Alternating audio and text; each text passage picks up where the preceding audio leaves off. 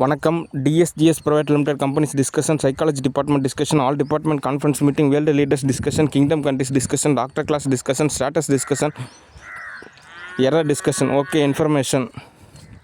Okay, relax. ஒரு ராஜாவாக நான் சொல்கிறத தெளிவாக நிதானமாக பொறுமையாக கேட்டுக்குங்க. பகல் பொழுது டிஸ்கஷன், அதாவது காலங்காத்தால் என்னென்ன நிகழ்வு அப்படின்றது தான் டிஸ்கஷன். ஓகே. சோப்புனாங்கி டிஸ்கஷன். சோப்புனாங்கி பொறுத்த வரைக்கும் எந்த வேலை வெட்டியும் கிடையாது, சமைக்கணும்னு அவசியம் கிடையாது, துணி துவைக்கணும்னு அவசியம் கிடையாது, என் கடைக்கு போகணும்னு கூட அவசியம் கிடையாது.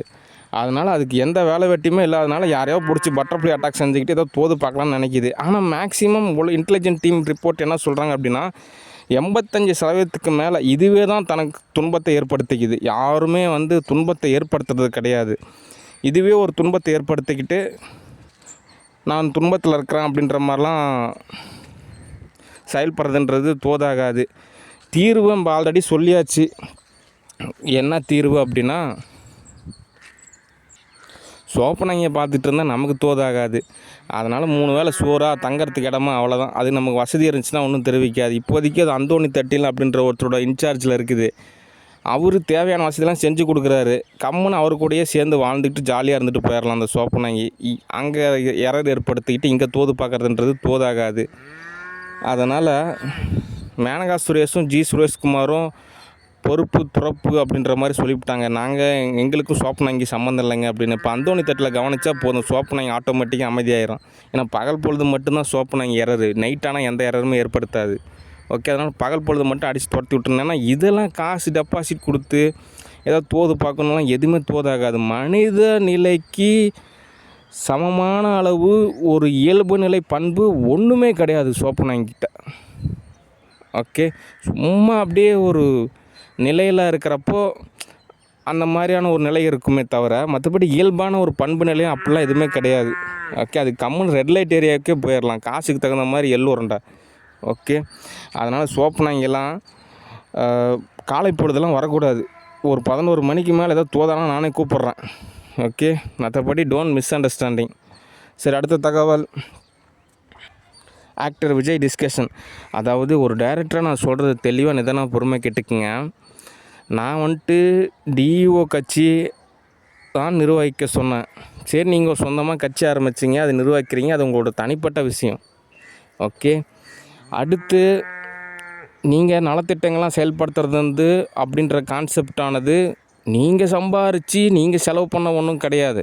மக்களோட வரி பணத்தை எடுத்து நீங்கள் செலவு செய்ய போகிறீங்க. ஓகே, அப்படின்றப்போ ஒவ்வொரு கட்சியுமே டிசைனாக திட்டத்தை செயல்படுத்துவாங்க. ஓகே, அதனால் அது உங்களோட தனிப்பட்ட விஷயம். என்னையெல்லாம் பட்டர்ஃப்ளை அட்டாக் செய்ய வச்சு உங்களுக்கு தோது பார்க்கலான்னு நினைக்கிறதெல்லாம் தோதாகாது. ஏன்னா எனக்கு எதுவும் லாபம் கிடையாது. எனக்கு ஏதோ 10 லட்சம் 50 லட்சம் இல்லை ஒரு 100 கோடின்னு காசாக கொடுக்குறீங்க. ஓகே, அதனால் மக்களோட வரி பணத்தை எடுத்து நீங்கள் செலவு பண்ணுறீங்க. அது உங்களோட தனிப்பட்ட விஷயம். நீங்கள் ஜெயிக்கிறீங்களா தோக்குறீங்களா அது உங்களுடைய செயல்பாடை பொறுத்து. ஆனால் யதார்த்த ரீதியாக நான் ஒரு டைரக்டரு, என்னோடய ரூல்ஸ் அண்ட் ரெகுலேஷனை நான் ஃபாலோ பண்ண முடியும். ஆனால் டொனேஷன் கேஷ் வேணால் கொடுக்கலாம். ஏதாவது உங்களுக்கு எதாவது தேவைப்படுது அப்படின்னா இது ஒரு டொனேஷன் கேஷ் மாதிரி கொடுக்கலாம். ஆனால் அதுக்கும் யூனிவர்சல் லா பர்மிஷன், எர்த் லா பர்மிஷன்லாம் தேவைப்படுது. ஓகே, அதனால் நீங்கள் தான் போய் வெளிநாட்டில் போய் சம்பாரிச்சிட்டு வந்துட்டு இங்கே இருக்கக்கூடிய மக்களுக்கு இலவசமாக காசு எடுத்து செலவு பண்ணுற மாதிரி ரொம்ப பிகேவ் பண்ணுறீங்க. இங்கே இருக்கக்கூடிய வரி பணத்தை எடுத்து தோது பார்த்துட்டு அதில் நீங்கள் ஒரு லாபத்தை சம்பாரிச்சிக்கிட்டு காசு செலவு பண்ண போகிறீங்க. இது எதுக்கு ஏதோ போட்டு பில்டப் பண்ணிகிட்ருக்குறீங்க? நீங்கள் நல்லதே பண்ணுங்கள். அது ஏன் பட்டர்ஃப்ளை அட்டாக்கால் உங்கள் காரியத்தை சாதிச்சிக்குன்னு நினைக்கிறீங்க? அதனால் தோதாகாது. ஓகே, நீங்கள் தங்கமாக கூட இருங்க, வைரமாக கூட இருங்க, அது உங்களோட தனிப்பட்ட விஷயம். ஓகே, அவங்கவுங்களுக்குன்னு ஒவ்வொரு பாதை இருக்குது. அந்தந்த பாதையில் தான் அவங்கவுங்க பயணிக்கணுமே தவிர இன்னொருத்தரோட சார்பு பாதையில் பயணிக்கிறதுன்றது சரி வராது. ஓகே, அதனால் தள்ளி நில்லுங்க. ஓகே, எரராக இருக்குது. 50 வயசாகிடுச்சு, கல்யாணமாகி குழந்த பெற்று எல்லாமே வாழ்க்கையில் பாதின்னா முக்கால்வாசியே கடந்துருச்சு. ஆனால் இப்போ வரைக்கும் உங்களுக்கு இவ்வளோ ஆதங்கம் வெறியெல்லாம் இருக்குது. இன்னும் வாழவே ஆரம்பிக்காத எத்தனையோ பேர் இருக்காங்க. அவங்களுக்கெல்லாம் எப்படி இருக்கும்? அதனால் தேவையில்லாமல் போட்டி போடாதீங்க, பொறாமப்படாதீங்க. ஓகே, அதனால் உங்களோட பாதை வேறு, எங்களோட பாதை வேறு. தேவையில்லாமல் மிங்கல் ஆகாதீங்க. சோப்புலாம் இங்கே வச்சுலாம் தோது பார்க்குறீங்களே, அதுவே ஒரு அரை மெண்டலு. அதை வச்சு தோது பார்த்துக்கிட்டு பட்டர்ஃப்ளை அட்டாக் பண்ண வச்சுக்கிட்டு அதெல்லாம் ஒரு மோட்டிவேஷனா? அந்த டிவிக்கேன்னு சொன்னது சரியாக தான் இருக்குது போல் இருக்குது. ஒன்று திரிஷா, இன்னொன்று கீர்த்தி சுரேஷ், அதுக்கப்புறம் விஜய். அது என்ன காரணம் அப்படின்னா, சினிமா இண்டஸ்ட்ரீஸில் இருக்கிறனால வெளி உலகம் பழக்கம் அனுபவம் அப்படின்ட்டுலாம் எல்லாமே ஒரு சகச்சார்பு ஒரு நட்புவியலில் கூட இருக்கலாம். அது ஒன்றும் ப்ளஸ்ஸு மைனஸ் அப்படிலாம் கிடையாது. ஆனால் இருந்தாலும் ஒரு பாசிட்டிவான நபர்களாக நீ மோட்டிவேஷனை எடுத்துக்கலாம். நிறையா பேர் இருக்காங்க. ஓகே, நம்ம மாதிரி அறிஞர் அண்ணா இருந்தார். அதுக்கப்புறம் சுதந்திர போராட்ட தலைவர்கள் நிறைய பேர் இருக்காங்க. வ.உ.சி. சிதம்பரனார் இருந்தார். ஏன் காந்தி கூட ஒரு சுதந்திர போராட்ட தியாகி தான். ஏன் பாரதியார் இருந்தார். இந்த மாதிரி நபர்களாக தான் நீங்கள் மோட்டிவேஷன் எடுத்துக்கணுமே தவிர, ஒரு ஆக்ட்ரஸை நீங்கள் மோட்டிவேஷனை எடுத்துக்கிட்டீங்க அப்படின்னா அது போதாகாது. அது உங்கள் குடும்பத்திலே கூட எரராக தான் ஏற்படும். முதல்ல உங்கள் குடும்பத்தை கேர் செஞ்சுக்கிங்க. அப்போ தான் ஏதோ நல்லா நிறையா விஷயம் தோதாகும். சரி, எரர் ஏற்படுத்தாதீங்க. நான் ஏதோ தோதாகிறப்ப நானே கூப்பிட்றேன். சரி, அடுத்த தகவல் டிஸ்கஷன். Studio discussion. ஸ்டூடியோ பொறுத்த வரைக்கும் 24 மணி நேரமும் 365 நாளும் இயங்கும். ஓகே, அதனால் காலங்காலத்தில் அந்த சோப்பு நாங்கிலாம் வர்றதுக்கெல்லாம் அனுமதிக்கவே கூடாது. ஓகே, ஒரு வேளை சோப்பு நாங்கி எல்லா லாபத்தையும் எடுத்துகிட்டு போயிடுச்சுன்னா நமக்கு நாமந்தான். ஓகே, களவியல் இல்லறவியல் அதெல்லாம் அடுத்த பட்சம். அதெல்லாம் தோதாகிறப்ப நம்ம தோது பார்த்துக்கலாம். அதனால் காலங்காலத்தில் இந்த டைரக்டர்ஸு, இந்த ஸ்டண்ட் ஆர்டிஸ்ட்டு, இந்த சினிமா இண்டஸ்ட்ரியில் இருக்கிறவங்களாம் கொஞ்சம் ஷார்ப்பாகவும் கொஞ்சம் அவேர்னஸ்ஸாகவும் கொஞ்சம் ஃபயராகவும் இருக்கணும். ஓகே, இல்லைன்னா மிளகா அரைச்சிட்டு போயிடுவாங்க. ஓகே, அதனால் தினந்தோறுமே ஸ்டூடியோ ஒர்க் இருக்கும். ஏதாவது ஒரு ரைட்டிங் ஒர்க்கு, ஏதாவது ஒரு ஒர்க் இருந்துக்கிட்டே தான் இருக்கும். அதனால் லீவு எதிர்பார்க்காதீங்க. அதுக்கு தகுந்த மாதிரி சூழ்நிலையை அமைச்சிக்கிங்க. எரர் ஏற்படுத்தாத மாதிரியான ஒரு பாதுகாப்பு அப்படின்றது நமக்கு மிகவும் தேவை. ஓகே, அடுத்து பட்ஜெட் அப்படின்ற ஒரு விஷயத்தில் நம்ம ஒரு மூவி எடுத்துடுறோம். அதுக்கப்புறம் அந்த லாபத்தை எப்படி சம்பாதிக்கணும் அப்படின்னா, நம்மக்கிட்ட நிறையா உலக நாடுகள்லாம் இருக்குது. அந்தந்த நாடுகளுக்கு அந்தந்த மூவி நம்ம எடுத்துகிட்டு போகிறப்போ நமக்கு அந்த பட்ஜெட்டுக்கு தகுந்த மாதிரியான லாபம் கிடச்சிரும். ஓகே, இப்போ உதாரணத்துக்கு ஒரு 350 கோடியில் ஒரு மூவி எடுக்கிறோம் அப்படின்னா நமக்கு 400 கோடி ரூபா வசூலாகுதுன்னா 50 கோடி லாபம் தான்.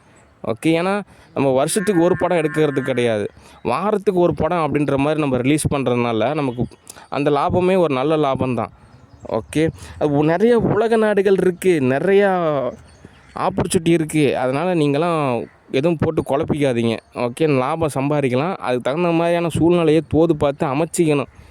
ஓகே, ஏதோ ஏனோ தானோ என்றைக்கோ அன்றைக்கோ அப்படின்ற மாதிரிலாம் இருந்தீங்க அப்படின்னா நீங்கள் வேறு தொழில் பார்த்துட்டு போக வேண்டியது தான். அதனால் காலங்காத்தால் கொஞ்சம் சுறுசுறுப்பாக ஒரு பாதுகாப்பாக எல்லா விஷயத்தையும் தோது பார்க்கணும். ஓகே, என்னை கேர் செஞ்சுக்கணும், என்னை ரெடி செய்யணும். நம்ம சூழ்நிலையை தோது பார்த்துட்டு அடுத்தடுத்த மூவி புக் பண்ணணும். அப்போ தான் படப்பிடிப்பு அப்படின்றது தோதாகும். ஓகே, சரி, அடுத்த தகவல். டைரக்டர் சிவா அவர்களே டிஸ்கஷன். சரி, நம்ம ஆல்ரெடி நிறையா மூவிஸ் புக் பண்ணோம். அந்த புக் பண்ண மூவிஸ் எல்லாத்தையுமே நம்ம அப்லோட் பண்ணணும். ஓகே, அடுத்து அந்த DUC அதுக்கு என்ன அர்த்தம்னா தேவன் யூனிவர்சிட்டி ஆஃப் சினிமா அப்படின்றது தான் அர்த்தம். ஓகே, அது யாரோருக்குமே அந்த நிலையானது சொந்தம் கிடையாது. அது ஒரு சங்கம் மாதிரி நான் அமைச்சிருக்கேன். ஓகே, ஏன் அப்படின்னா எல்லோரும் ஒரு டீமாக ஃபார்ம் பண்ணுறதுக்கான ஒரு தயாரிப்பு நிறுவனம். ஓகே, நான் நம்ம நிறையா இயக்குநர்களுக்கும் ஆப்பர்ச்சுனிட்டி கொடுக்கலாம். அவங்களும் புது புது மூவி நீங்கள் தயாரிங்க, நாங்கள் தயாரிப்பு நிறுவனமாகவும் செயல்படுறோம் அப்படின்ற மாதிரி நம்ம சொல்லலாம். நிறையா பேருக்கு ஆப்பர்ச்சுனிட்டி கொடுக்கலாம். ஓகே, அதனால் நமக்குன்னு ஒரு சங்கம் மாதிரி ஒரு அமைப்பு மாதிரி நான் உருவாக்கியிருக்கேன்.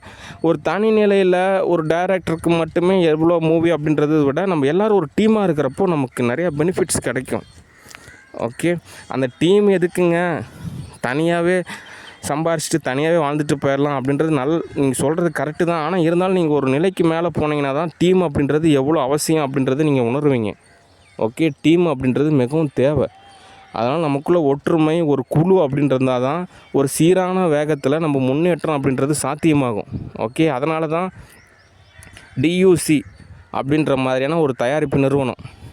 ஓகே, தேவன் யூனிவர்சிட்டி ஆஃப் சினிமா இண்டஸ்ட்ரியை பொறுத்த வரைக்கும் ஒரு யதார்த்த ரீதியாக இந்த சோப்பனாங்கி ஒரு சில பேரால் ஒரே கல்சடியாக மாற்றி வச்சுருக்காங்க. ஆனால் அப்படிலாம் கிடையாதுங்க. சினிமாவில் இருக்கிறவங்க யூனிவர்சிட்டி அளவுக்கு படித்தவங்களாக தான் இருக்காங்க. எஜுகேஷன் அளவில் குவாலிஃபைடான பர்சன்ஸ் தான் சினிமா இண்டஸ்ட்ரீஸில் இருக்காங்க. ரொம்ப டீசெண்டான பர்சனுங்க, ரொம்ப ஜெனியூவான பர்சனுங்க, ரொம்ப சரியான பர்சனுங்க அப்படின்ற மாதிரி தான் நம்ம தகவல் சொல்கிறதுனால தான் தயாரிப்பு நிறுவனமே அப்படி வச்சுருக்கோம். ஏன்னா வெளியிலேருந்து பார்க்குறவங்க ஊருப்பட்ட சரக்கு அடிப்பாங்க, எல்லோ ப்ராஜெக்டாக இருக்கும், தாறுமாறாக இருப்பாங்க. ஒழுக்கம் இல்லாத ஒரு வாழ்வியல் தான் சினிமா அப்படின்ற ஒரு கான்செப்ட் இருக்குது.